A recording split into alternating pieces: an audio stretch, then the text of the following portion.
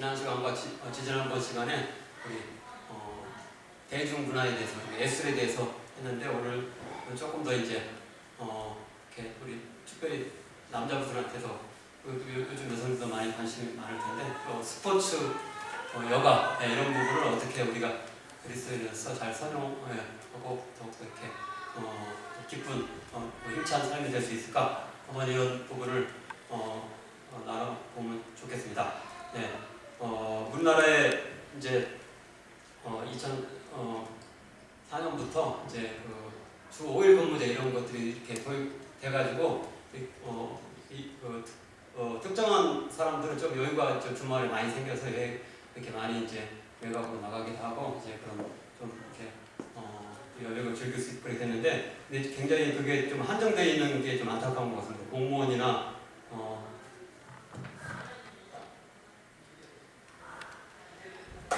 교사, 그리고 아니면 은행원들, 이런 조금 괜찮다고 생각되는 어떤 그런 직종에 있는 사람들만 주 5일 근무제를 이렇게 어떤 혜택을 보고 있는 것 같고, 대부분은 생계 때문에, 일 때문에 그냥 매여서 항상 하고 있고, 특별히 이렇게 근로자들뿐만 아니고 자영업자들도 보면 하루 종일 이렇게 가족들끼리 돌아가면서 막 집을 지키고 1년에 몇 번 쉬지도 못하고 그런 모습을 보면 굉장히 안타까운 걸 볼 수 있고, 특별히 이제 주일날에도 많은 이렇게 재래시장 같은 데 보면은 문을 이렇게 이제 한국 문화인 것 같아서 이렇게 좀 안타까운 부분이 있는데, 당연히 이제 그러니까 뭐 여가라든가 스포츠라든가 이런 거를 굉장히 사치스럽게 여길 수밖에 없고, 굉장히 부담스럽게 생각하고 이렇게 그런 생각지도 못하는 어떤 그런 부분도 있는 것 같습니다. 그런데 이제 이렇게 유럽의 이제 경험을 한번 보면은 영국, 독일, 제가 경험을 본 네덜란드 이런 데 보면은 사람들이 굉장히 여유가 있는 게, 모든 국민의 대부분 다 주 5일 근무인 것 같더라고요.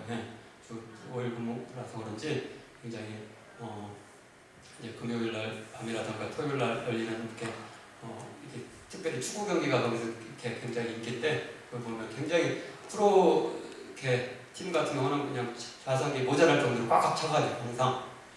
이렇게 해서 굉장히 즐겁고, 이렇게 좀 심한 사람 훌리건으로 해가지고 막 이렇게 좀 술도 과도하게 마셔가지고 주변 사람들 조금 힘들게 하는 사람들 일부 있긴 있지만은, 모든 동네 사람과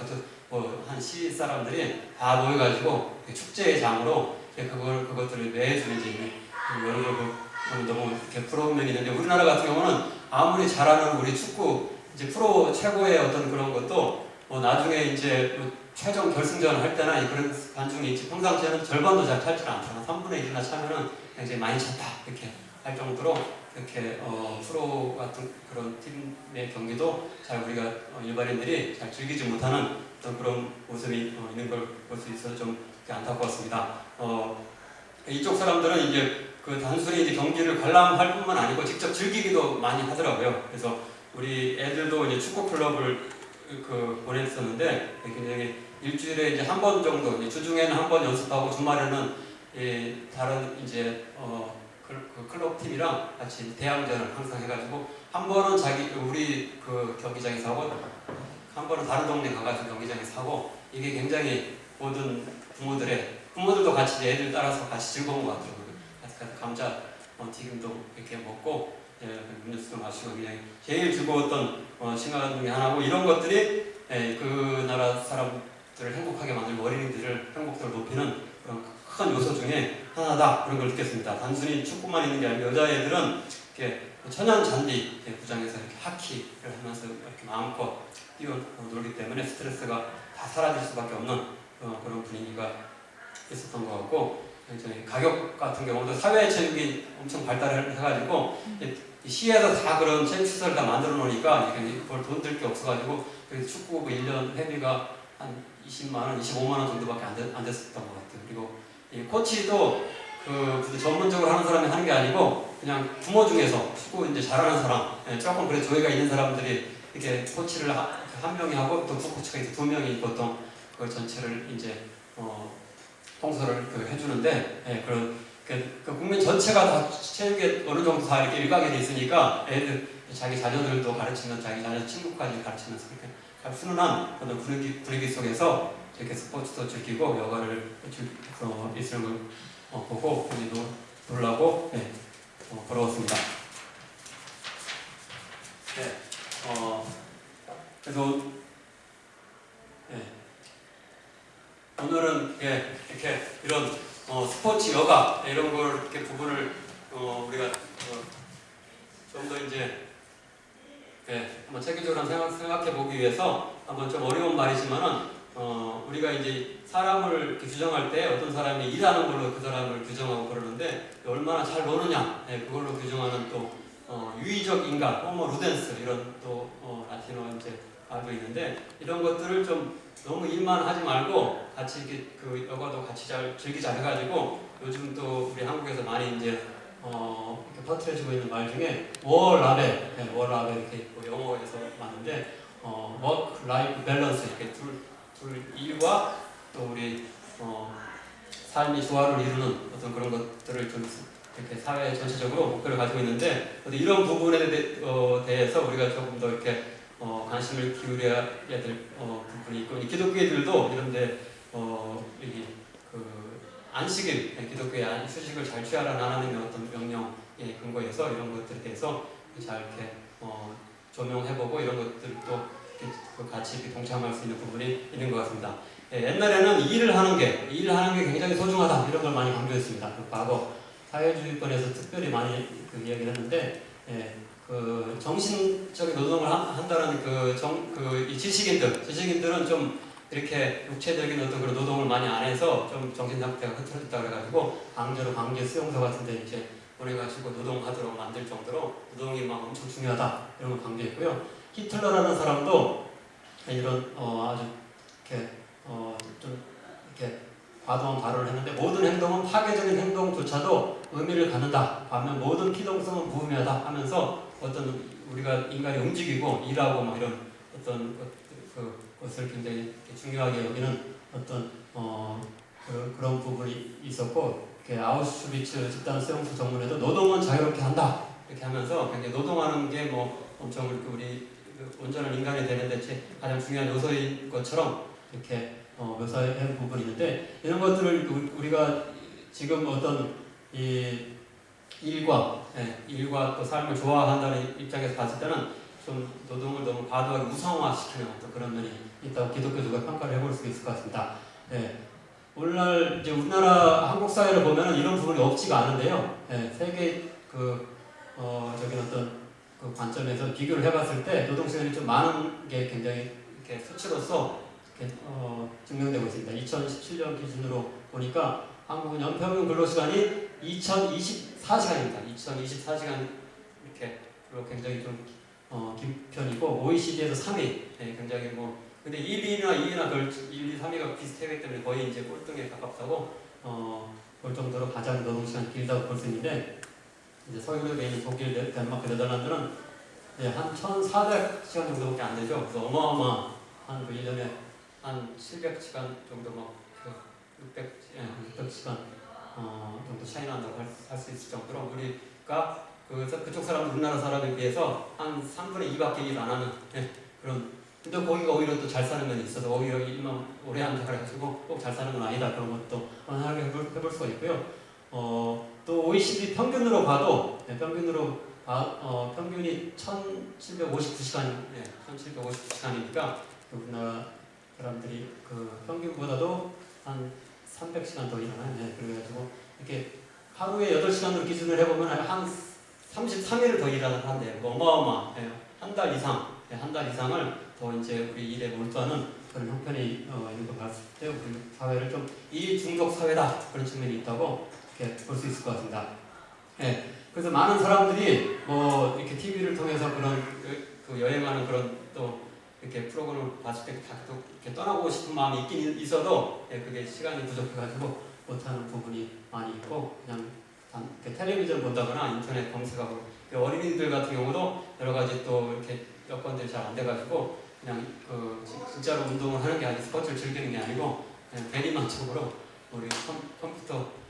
게임에 몰두하는 그런 측면이 있어서 좀 우리가 이런 부분에 대해서 개선할 부분이 있지 않을까 생각을 해볼 수가 있을 것 같습니다. 조금 더 이제 이 노동 시간이 이제 어떻게 지금까지 이렇게 점점 이제 점차로 줄어들게 되었는가 이런 것들 좀 살펴볼 필요가 있을 것 같은데요. 옛날에는 처음에 이제 산업의 혁명이 일어났을 때는 한 14시간까지 일했대요. 평균적으로 하루에 14시간 일할 정도로 엄청나게 중노동에 시달렸는데 그게 너무 이제 과도한 이제 사회 문제를 일으켜가지고 이 국제 노동기구 이런 데서 이제 그거를 48시간으로 제한하자. 그러니까 이걸 48시간이 8에 48이니까 6일 노동, 예, 그다음에 하루에 8시간씩 이런 게 이제 국제적인 기준으로 됐고 그것도 좀 너무 길다. 그래서 그거를 40시간으로 그래서 58에 40, 5일 근무하고 8시간씩 하자 이런 쪽으로 됐는데 우리나라는 근데 이게 40시간 일하는 거 5일 근무제 굉장히 늦게 들어왔습니다. 2004년도부터 법정 근로시간을 40시간으로 규정을 하고 5일 근무제가 처음으로 이제 도입됐는데 이게 기본적으로만 이렇게 됐지 근데 그 예외 조항이 많이 있어가지고 엄청 많이 일을 할 수 있었습니다. 평일에 이제 그 야근이라고 그러죠. 그런 야근을 통해서 더 일할 수 있는 시간이 12시간이 또 허용됐고 그 다음에 주말은 또 이렇게 이런 40시간 그 기준이 안 들어가가지고 주말에 또 8시간씩 두 번 16시간 해가지고 최대 68시간까지 허용을 했습니다. 그래서 대부분의 많은 사람들이 말로만 40시간이지 굉장히 이렇게 70시간 가깝게 많은 사람들이 일을 해왔는데 최근에 이거를 좀 제대로 해보자. 그래서 이렇게 그거를 아까 이제 그 평일날 야근하는 것과 주말에 이제 하는 그걸 합쳐서 12시간까지만 하자. 그래서 최대 52시간까지만 하자. 그런 걸 이제 정부에서 나서서 이제 해서 조금 지금 나아지고는 있죠. 근데 이게 점차적으로 이제 500인 이상 사업장, 공공사업장 이런 데서부터 시작되는데 근데 이런 것들에 대해서 여전히 수용을 못하고 왜 이렇게 자유롭게 이렇게 이렇게 하도록 해줘야지 너무 이제 간섭이 심하다 그런 얘기도 있는데 또 국제적인 기준에 봤을 때 우리나라가 여전히 좀 개선할 부분이 또 있지 않나 그런 거를 또 비교를 해볼 수가 있겠습니다. 네. 국제적인 비교뿐만 아니고 우리나라의 우리 현대사회 전체의 어떤 이 과학기술이 발달한 어떤 그런 부분하고 관련해 가지고도 우리가 충분히 여가 시간을 더욱더 늘릴 수 있는 또 그런 여지에 대해서 생각을 해볼 수가 있는데요. 지금이 4차 산업혁명 시대고 인공지능 로봇이 인간의 많은 노동을 대체하고 이렇게 하면은 대량 실업이 일어날 수 있어서 굉장히 그게 위기가 되지만 다른 한편으로는 우리가 더 이제 많은 이제 여유 시간이 가질 수 있는 그런 거죠. 왜냐하면 우리의 생활의 필수품을 이렇게 생산해내는데 그렇게 많은 시간이 안 든다는 거죠. 기계들이 다 해주기 때문에. 네. 그래서 그 옛날 토머스 모어부터 이런 유토피아 세계에서는 하루 6시간만 노동해도 충분하다. 네. 오전에 이제 9시부터 12시까지 한 3시간 일하고 한 3시간 점심 먹고 쉬다가 또 오후에 3시간 이런 6시간 이걸 이상적인 어떤 노동시간으로 얘기했는데 그것도 너무 길다. 그래서 이탈리아 사람인 캄파넬라라는 분은 5시간이면 충분하다 그렇게 얘기했고 우리가 굉장히 잘 아는 버트란드 러셀 이런 분은 4시간이라면 충분하다 이런 주장을 또 게으름에 대한 찬양 이렇게 하면서 사람들이 너무 일을 많이 하면은 이제 그게 오히려 문제가 된다. 적당히 또 일하고 또 일자리들을 이제 노동시간을 줄이고 일자리를 이렇게 나눌 때 더욱더 실업도 없어지고 또 좋은 어떤 건전한 사회가 될 수 있다 이런 얘기를 했는데 그런 것들이 오늘날에 이제 극도로 이제 기계 문명이 발달했기 때문에 그런 걸 이렇게 다시 한번 생각할 수 있을 것 같고요. 굉장히 유명한 그 경제학자 조인 케인즈 같은 경우도 이제 버트란드 러셀보다 더 진일보해가지고 3시간만 일해도 충분하지 않느냐 이런 얘기를 했는데 이게 충분히 우리나라의 이제 그런 기술 발전 수준을 봤을 때 불가능한 얘기가 아니다 그런 거를 생각해볼 수가 있는데 여전히 우리가 그렇게 너무 이렇게 일을 많이 하고 일을 해야지만이 뭔가 이렇게 하는 것 같은 그런 의미 있는 삶인 것 같은 그런 압박감 속에서 살아가는 게 사실인 것 같습니다. 이런 거에 대해서 이제 기독교의 이제 그 십계명을 통해서 한번 이렇게 되돌아보면은 우리 보통 달력을 보면 그 주일날이 일요일이 먼저 표기되고 그 빨간 게 표기되고 그 다음부터 이제 월화수목 금토 이렇게 돼 있는데 이게 좀 의미가 있다는 거죠. 의미가 있고 우리 십계명 4계명에 보면은 먼저 여기 보면은 우리 출애굽기와 신명기서의 두 군데 이제 기록되어 있는데 둘 다 마찬가지로 내 하나님 여호와가 내게 명령한 대로 안식일을 기억하여 거룩하게 지키라. 근데 이 계명이 먼저 나와 있고 그 다음에 몇 살 동안은 힘써 내 모든 일을 행할 것이나 이렇게 이게 나와 있거든요. 그래서 우리가 삶에 오히려 하나님께서 우리에게 원하시는 인간에게 원하시는 거는 오히려 쉬는 게 먼저고, 그거를 위해서 그 축제를 드리기 위해서 필요한 것들을 이렇게 준비하기 위해서 일하는 것이다. 이런 발상의 전환을 우리가 이 십계명의 그런 선후 관계를 통해서도 그런 것도 한번 생각해볼 수가 있을 것 같습니다. 그리고 십계명이 우리는 단순히 하나님께 예배하는 어떤 그런 의미만 있는 줄 아는데 십계명이 과거에 너무 심한 노예 이집트의 노예로 살면서 노동에 시달리는 거기서 해방의 이제 자유를 얻는 어떤 어떤 사회적인 그런 수식으로서의 의미, 그런 의미도 가지고 있는 것을 또 확인해 볼 수 있는데요. 예를 들어서 출애굽기에는 이 안식일을 지키라는 그 이유가 하나님께서 6일 창조하고 7일째 쉬셨기 때문에 그렇다. 그렇게 그걸 이유로 들었는데 이제 신명기 같은 거는 좀 다릅니다. 그게 안 나오고 너는 기억하라. 내가 애굽 땅에서 종이 되었더니 내 하나님 여호와가 강한 손과 편팔로 거기서 너를 인도하여 내었나니 그러므로 내 하나님 여호와가 내게 명령하여 안식일을 지키게 하느니라. 하나님의 어떤 창조 시의 수식 그게 아니고 이집트에서 이렇게 하나님께서 너희를 쉬시도록 그걸 이렇게 해방시켰기 때문에 그걸 또 안식을 충분히 하도록 하는 게 하나님의 목적이기 때문에 이렇게 안식일을 그하게 지키라. 이제 이런 어떤 사회적인 그런 억압에서 벗어나는 어떤 그런 의미로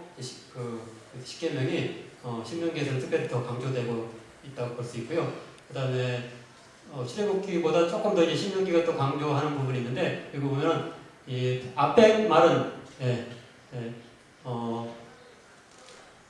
앞에 보면은 여섯 동안은 힘써 내 모든 일을 행할 것이나 일곱째 날은 내 하나님 여호와의 안식일이지 너나 내 아들이나 내 딸이나 내 남종이나 내 여종이나 내 가축이나 이렇게 하면서 내 문 안에 머무는 객이라도 아무도 이제 일하지 말라 이런 말씀이 나오는데 그거 덧붙여가지고 한 번 더 이제 강조적으로 신명기에서는 내 남종이나 내 여종이나 너같이 안식하게 할지니라 하면서 어떤 자유인만 이렇게 하는 게 아니고 이렇게 남녀 종을 다 이렇게 구분 없이 어떤 그러니까 성별의 구분, 어떤 계급의 구분 없이 모든 사람들이 쉬도록 하는 어떤 그런 거를 신명기에서 약간 더 이제 출애굽기보다 더 강조한다고 이렇게 볼 수 있는데 이런 것들도 우리가 이렇게 이 성경에 나오는 이제 안식이 단지 종교적 의미만 있는 게 아니고 사회적 의미도 같이 담고 있다. 그렇게 볼 수가 있을 것 같습니다. 출애굽기를 또 이제 조금 더 이렇게 들여다보면은 출애굽기 1장, 2장에 보면은 당시 요셉을 알지 못하는 새 왕이 이스라엘 자손의 번성함을 우려해서 애굽왕 바로를 위한 국고성인 기돈과 라암셋을 건축하는 일에 동원을 했습니다. 여러 가지 건축 사업에 이제 부역을 하도록 이렇게 거기 동원을 하고 농사 이제 일도 또 많이 시켰겠죠. 그래서 남자 아이는 태어나자마자 죽게 되는 어떤 이런 굉장히 사회적으로 경제적으로 억압적인 어떤 상태에 있었다는 거죠. 그런 것들에 대해서 하나님께 탄식의 소리, 고통의 소리가 하나님께 상달돼서 하나님께서 출애굽 시켜주는데 이런 그 개념이 이제 안식일이 하나님께 제정하신 큰 그 이유가 됐다라고 이것에서 다시 한번 생각해 볼 수가 있습니다. 얼마나 이제 당시 사람들이 이 구역에서 이제 고생을 했느냐 그걸 들여다보면 이건 좀 뭐 시간은 좀 다른데 주전 29세기에 우리가 잘 아는 피라미드, 스핑크스 이런 거를 만들려면은 이렇게 하나 피라미드 하나만 건설하려고 해도 20만 명의 노예가 동원돼 가지고 한 20년을 일하는데요. 엄청난 자기 인생의 거의 한 2분의 1, 3분의 1을 투자를 해가지고 굉장히 오랫동안 많은 엄청난 사람들 노예가 동원해서 그런 일을 했고 그래서 이제 엄청난 노예 상태로 이제 이스라엘 백성들이 이와 비슷한 거죠. 이런 엄청난 노동에 시달리는데 거기서 벗어나게 하려는 의도가 이제 여기 십계명에 담겨 있다. 그거를 우리가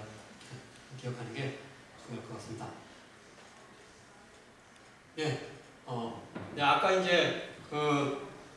유럽은 이렇게 노동 시간이 짧으냐 그런 걸 할 수 있는데 거기 그렇게 짧을 수밖에 없는 이유가 거기는 좀 노동조합이 좀 힘이 세고 발달되어 있기 때문에 그런 이유가 가장 이렇게 큰 것으로 보입니다. 우리나라 같은 경우는 그런 것들에 노동조합 이런 것들 긍정적으로 보기보다는 조금 이렇게 불순한 어떤 그런 존재를 보는데 오히려 그쪽 동네에서는 그런 조합 위원장 출신들이 이제 그 나라의 그런 대통령 수상이 많이 되기도 하고 이제 막강한 어떤 그런 영향력을 끼치고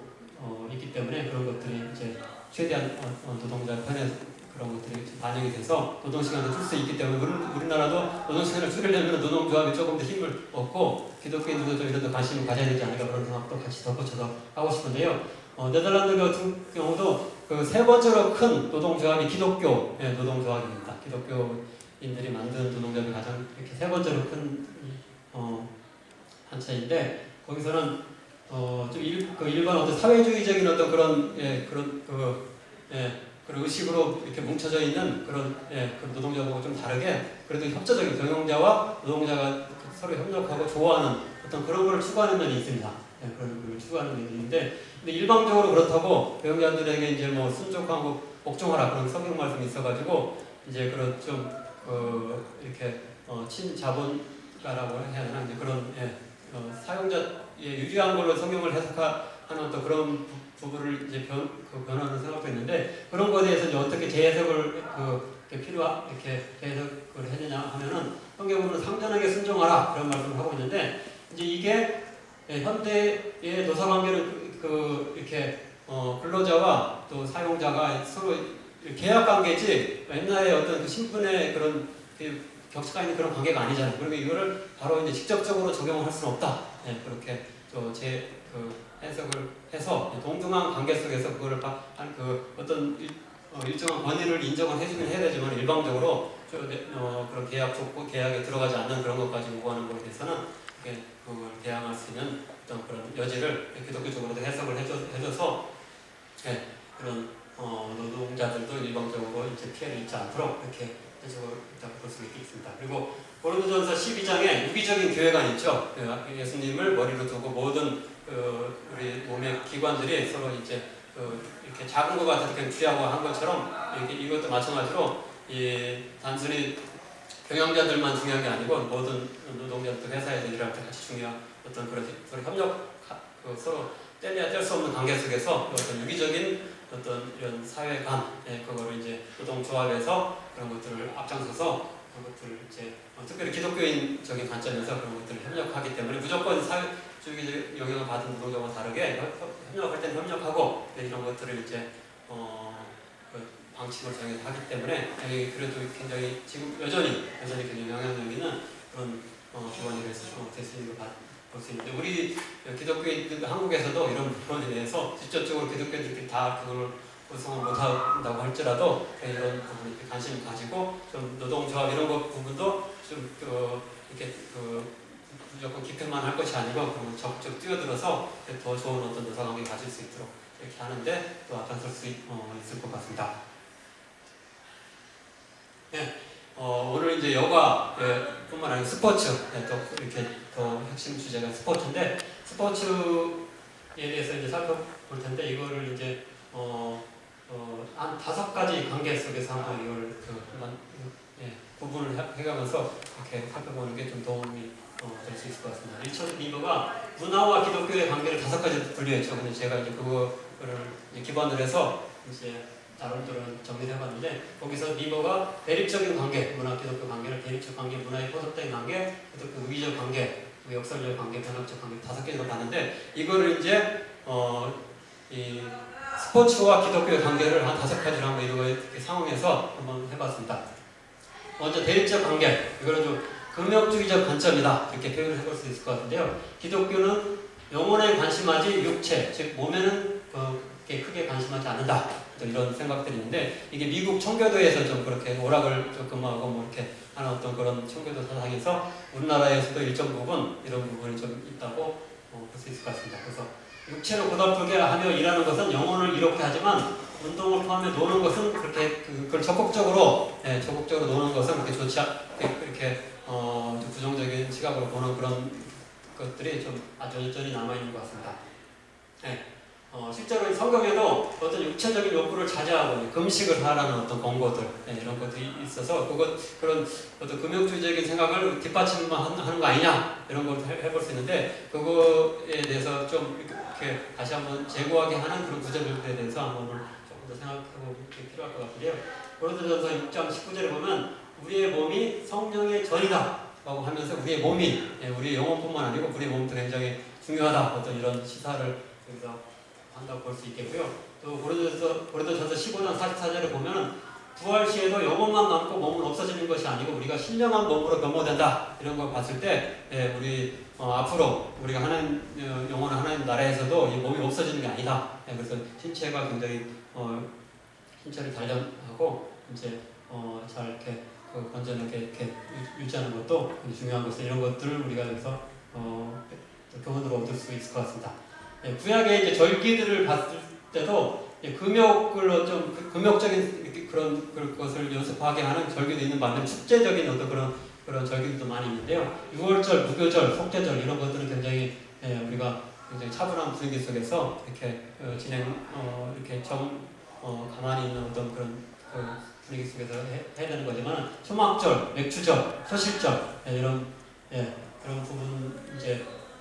이런 절기들은 굉장히 즐기는 거죠. 즐기는 어떤 그런 부분이 있기 때문에 우리가 육체를 즐겁게 하는 일에 대해서 너무 또 부정적으로만 볼 수는 없을 것 같습니다. 11조의 목적 중 하나도 육체적 만족을 포함하는 잔치를 위한 것이다. 그런 것도 구절들이 많이 나와 있는데 신명기서 26장 12절에 보면 셋째 해, 곧 11조를 드리는 해에 레위인과 객과 고아와 과부에게 주어 내 성읍 안에서 먹고 배부르게 하라 이렇게 하면서 같이 잔치를 벌이는 게 11조를 그들에게 이제 좀 소외된 자들에게 그거를 이게 일정 부분 이렇게 나눠줌을 통해서 같이 이렇게 먹고 마시는 잔치를 하라 어떤 그런 할 수 있도록 하라 이제 그런 부분이 나와 있는 걸 봤을 때 우리 육신을 만족시키는 것도 되게 중요하다 이렇게 볼 수가 있겠고요. 또 신명기서에 보면 더욱더 이제 좀 충격적인 구절이 나오는데 너무 멀고 행도가 어려워서 가져갈 수 없거든 그것을 돈으로 바꾸어 내 하나님 여호와께서 택하신 곳으로 가서 내 마음에 원하는 모든 것을 그 돈으로 사되 소나 양이나 포도주나 독주 등 내 마음에 원하는 모든 것을 구하고 거기 내 하나님 여호와 앞에서 너와 내 권속이 함께 먹고 즐거워할 것이며 11조를 이제 이렇게 직접 어떤 이렇게 직접 짐승이라든가 어떤 곡식을 직접 이렇게 현물로 바칠 수도 있고 또 돈으로도 할 수 있는데 하여튼 그걸 통해서 여러 가지 이제 먹을 것들을 이제 다 사가지고 와서 잔치를 벌이게 하는 어떤 그런 목적이 이렇게 11조에 담겨져 있다는 봤을 때 어떤 우리의 기독교인의 어떤 모임이라는 게 단순 이렇게 영적인 어떤 그런 교제뿐만 아니고 어떤 이런 육신적인 어떤 우리 어떤 만족을 얻는 그런 모임도 같이 이렇게 무시할 수 없다 그런 부분을 제가 배울 수 있을 것 같습니다. 또 스가랴에서 보면은 스가랴서에 이렇게 새롭게 회복될 예루살렘에 대해서 이렇게 묘사하고 있는데요. 예루살렘의 길거리에 늙은 남자들과 늙은 여자들이 다시 앉을 것이라 그 성읍거리에 소년과 소년들이 가득하여 거기에서 뛰놀리라 이렇게 하면서 굉장히 즐겁게 막 뛰어노는 어떤 그런 것들을 우리 천국의 모습으로 그리는 거 봤을 때 이런 스포츠라든가 이제 여러 가지 뭐 댄스라든가 이런 부분들이 굉장히 하나님께서도 이제 기쁨 받으실 부분이다라는 것을 여기서 찾아볼 수 있겠습니다. 고린도전서와 이제 디모데후서에 보면은 이제 당시 그리스 문화 속에서도 여러 가지 운동 경기가 있었는데 특별히 달리기 이제 이런 것들이 있었는데 그런 거에 대해 그런 거를 신앙적인 그런 우리 이렇게 삶과 이제 연관해서 하고 있는데 그걸 부정적으로 하는 게 아니고 긍정적으로 묘사하는 부분이 있습니다. 너희도 상을 받도록 이와 같이 다름질을 하라 하면서 우리 운동 경기를 하는 건 경쟁을 해가지고 상을 타기 위해서 하는 거잖아요. 그거 마찬가지로 우리들의 모든 이렇게 하늘의 이제 큰 우리 상급을 위해서 우리가 신앙생활을 전투하는 건데, 근데 여기서 비유로 쓰인 어떤 운동 경기의 어떤 그런 모습이 이제 부정적으로 하는 게 아니고 여기서 이제 긍정적인 부분을 이제 같이 담고 있다라고 할 수가 있고요. 디모데후서에 보면은 경계하는 자가 법대로 경계하지 아니하면 승리자의 관을 얻지 못할 것이며 하면서 기독교인들도 어떤 절제하는 가운데 하나님의 말씀을 이렇게 잘 순수해서 따라갈 때 온전히 칭찬받을 수 있다 이런 부분이 나오고 있는데 여기서도 이제 마찬가지로 운동 경기 비유를 하고 있죠. 운동 경기가 페어플레이가 굉장히 중요하죠. 어떤 정해진 규칙에 딱 따라서 이렇게 잘 운동을 하고 그래서 승리할 때 이제 그런 상을 받게 되는데 이런 부분에 대해서 우리 신앙 생활에 이렇게 에 대해서 이제 그걸 교훈하는데 운동 경기의 모범을 이게 보이는 것을 봤을 때 운동 경기의 어떤 긍정적인 측면들이 있다고 여기서 볼 수 있겠습니다. 예, 이렇게 먼저 이제 기독교와 스포츠를 좀 대립적으로 봐가지고 뭐 육체를 만족시키고 훈련하는 그렇게까지 중요하지 않다 이런 부분에 대해서 우리가 다시 한번 재고할 필요가 있다 그런 부분을 한번 살펴봤고요. 두 번째로는 문화에 포섭된 관계 어떤 이런 것도 생각해 볼 수 있는데 이거는 스포츠를 우성화하는 어떤 그런 것을 여기서 이제 그런 부분이라고 이제 분류를 해볼 수가 있을 것 같습니다. 스포츠가 이제 종교를 대체해서 절대화되고 스포츠 스타가 과도하게 영웅시되는 이런 거는 오히려 이제 기독교가 이제 이렇게 스포츠가 기독교를 어떤 장악하는 어떤 그런 부분이라고 이렇게 볼 수 있는데 예를 들어서 엄청난 뭐 수백억의 또 수천억의 또 수익을 올리는 그런 스포츠 스타들이 있는데 어렸을 때부터 너무 과도한 이제 그런 우상시되고 돈이 많다 보니까 탈선을